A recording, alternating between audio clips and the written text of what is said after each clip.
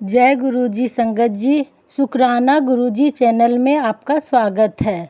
संगत जी, आपको मेरा चैनल अच्छा लगता है तो आप लाइक करें, शेयर करें और सब्सक्राइब ज़रूर करें। और अपना सत्संग अगर आप भेजना चाहते हैं तो मेरे ईमेल पे आप रिकॉर्डेड सत्संग भेज सकते हैं या आप लिख कर भी सत्संग भेज सकते हैं। मैं शेयर ज़रूर करूँगी आपका सत्संग। गुरुजी सबको ब्लेस करेंगे, गुरुजी सबका भला करेंगे। जय गुरुजी, शुक्राना गुरुजी। मैं दिव्य आभा का सत्संग शेयर कर रही हूँ। वास्तविक चमत्कार गुरुजी के पथ पर।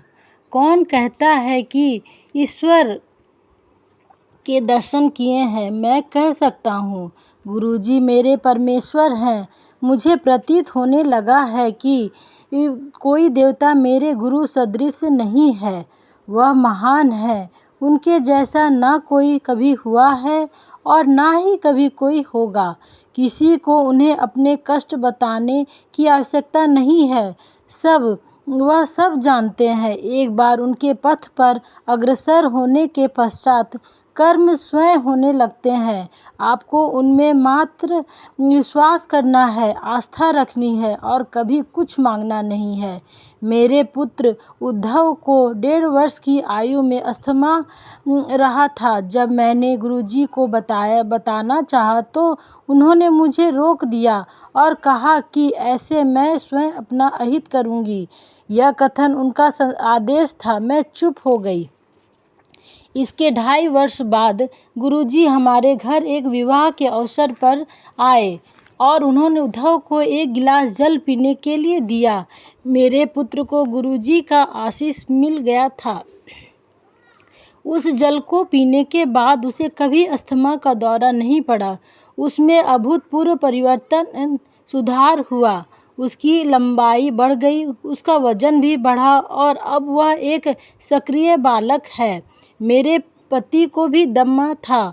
जब वह गुरुजी से पहली बार मिले तो गुरुजी ने कहा कि अत्यंत अंधविश्वासी हैं। उनके इस कथन के साथ ही उनकी आधी समस्याएं तो तुरंत ही समाप्त हो गई।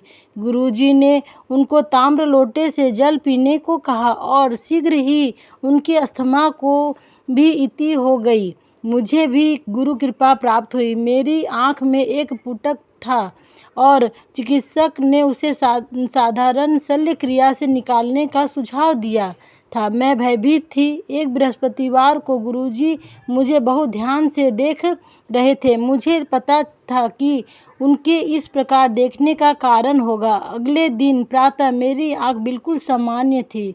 गुरुजी अपनी दृष्टि से उसी प्रकार के चमत्कार कर देते हैं जिस प्रकार शब्दों से। 5 वर्ष पूर्व मेरे ससुर को हृदय का दौरा पड़ा था। उन्हें मलेर कोटला के हृदय रोग संस्थान में ले जाया गया, जहां उनकी एंजियोप्लास्टी होनी थी। गुरुजी ने कहा कि कल्याण हो गया और उसके बाद सब ठीक हो गया। जब वह वहां से निवृत्त होकर घर लौट रहे थे तो हृदय रोग विशेषज्ञ ने बताया कि उनके हृदय की अग्रिम स्नायु क्षतिग्रस्त है और उसमें कोई सुधार संभव नहीं है। घर लौटते हुए जब हमने गुरुजी के दर्शन किए तो उन्होंने शुद्ध देसी घी से बना हुआ हलवा खाने को दिया। इसके उपरांत मेरे ससुर अपना सामान्य कार्य करने लगे। औषधि के रूप में गुरुजी ने उन्हें प्रतिदिन विस्की के 2 पैग पीते रहने को कहा। 3 माह के उपरांत जब उनका TMT परीक्षण हुआ तो चिकित्सकों ने देखा कि उस मृत घोषित स्नायु में रक्त प्रवाह हो रहा था। यह अनुभव गुरुजी के क्रियात्मक रूप को साकार करते हैं। वह सब कुछ करने की क्षमता रखते हैं।